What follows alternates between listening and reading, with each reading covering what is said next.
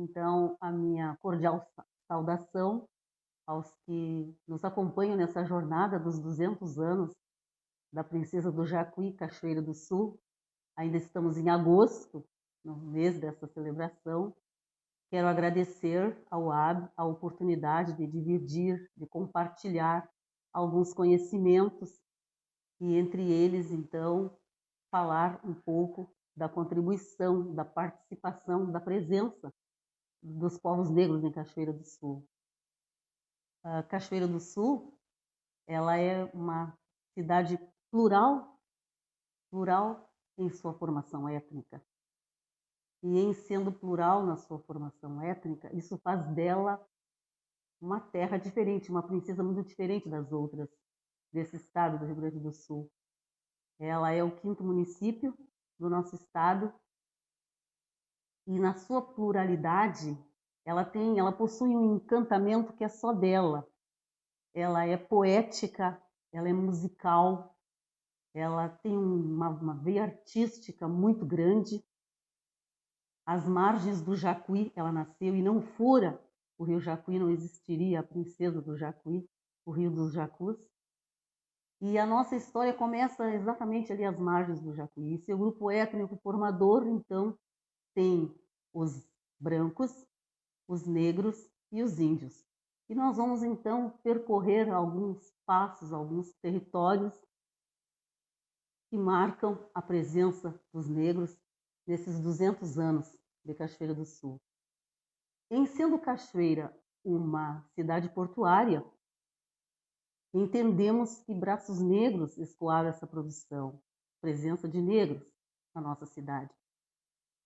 Quando transitamos pela Rua Moron e chegamos no final dessa rua, bem lá no final dessa rua, a gente vai deparar-se com um calçamento que nos remete a uma rua calçada semelhante à nossa cidade-mãe, Rio Pardo. Braços Negros fizeram essa obra, calçaram essa rua que é histórica, às margens do rio Jacuí. Nós encontramos também, bem ali no início do seu território, a gente encontra um cemitério que a gente chama, toda a cachoeira, todo o povo cachoeirense chama, não é, o cemitério das Irmandades, o cemitério das Irmandades. Entretanto, não sabe por quê, o que isso significa, mas há uma história para que esse cemitério se chame Cemitério das Irmandades. Veja que Cachoeira do Sul já teve 4 irmandades. Irmandade de Nossa Senhora da Conceição, Irmandade São Miguel, Irmandade do Santíssimo Sacramento e a Irmandade de Nossa Senhora do Rosário dos Pretos. Enquanto não teve o cemitério, os sepultamentos eram feitos dentro da igreja, onde hoje é a catedral ali. Ali aconteciam os sepultamentos dos corpos. Entretanto, alertada, a população foi pelo médico sanitarista de que não era mais possível, era um atentado à saúde, sepultar mortos ali. Então, as irmandades se reúnem e adquirem aquele espaço ali, e ali constroem, então, o cemitério das Irmandades. E é interessante a gente saber que à esquerda de quem entra era o espaço onde eram sepultados os negros na época. E a Irmandade de Nossa Senhora do Rosário dos Pretos costumava alugar os caixões para sepultamento dos negros. E em alugando os caixões, a gente conclui que os corpos eram sepultados na terra pura, não é? Caixão com tampa, um valor, caixão sem tampa, outro valor, enfim, mas eram caixões alugados. Então, história da comunidade negra, né, no município de Cachoeira do Sul. As charqueadas. As charqueadas, em sendo Cachoeira uma cidade também de charqueada, e o lastro econômico do Rio Grande do Sul gesta-se, né, da produção do charque, e esse charque que o Rio Grande do Sul produz é um charque que é exportado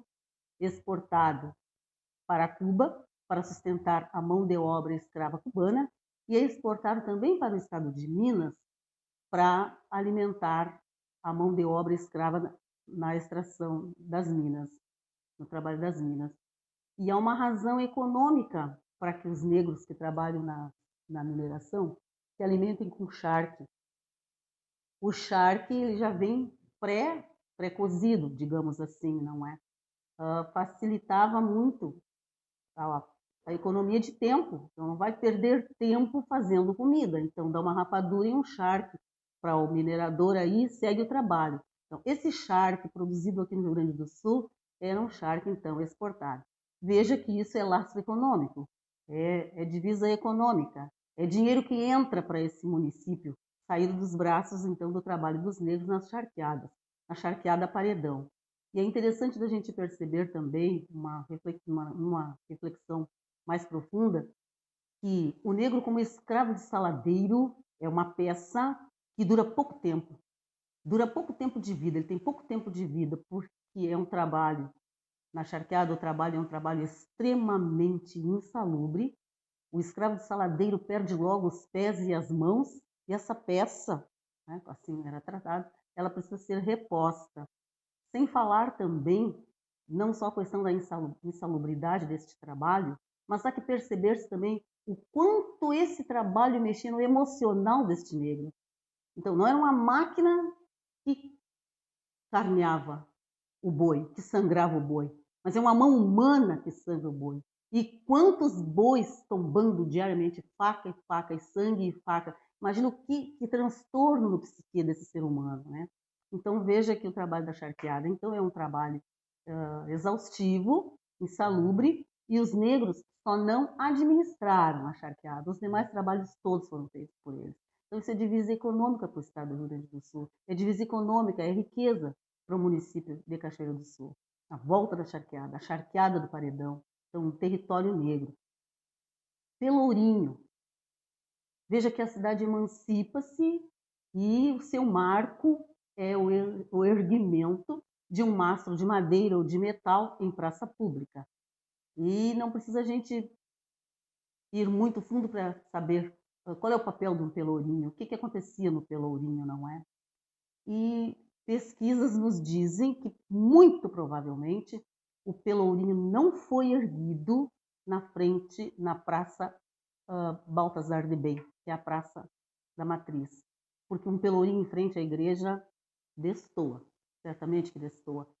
Então, supõe-se que não fora também na Borges de Medeiros, né, evidente, e supõe-se que esse pelourinho foi erguido, então, na Praça José Bonifácio, mas, quem sabe, talvez nas proximidades da quadra de basquete. Então, a Praça José Bonifácio, território negro, território negro. E penso que esse sentimento de pertença, é algo que falta no coração, na alma do cachoeirense ainda. Esse sentimento de pertença, esse território é meu, esse espaço é meu, isso é nosso, é de cada um de nós, é de todos nós. Se a gente quiser medir o sentimento de pertença de um povo para com a sua cidade, se observe os jardins. Como é que um povo traduz o seu sentimento de pertença pela sua cidade, não é? Atentemos para as praças, para os jardins, para os prédios públicos. Em que condições estão? Penso que ainda falta esse sentimento de amor e de pertença do nosso povo para com a princesa do Jacuí. Ainda caminhando em outros territórios de presença negra, chegamos ao conjunto arquitetônico tão belo, tão precioso, e que cidade nenhuma nesse estado tem igual, somente nós. E lá as noivas vão tirar fotos, e lá as debutantes vão fotografar-se, grupos de jovens, instituições, a população, enfim, apreciam muito fotos tiradas ali, não é? No Chateau d'Eau, o Paço e a Matriz.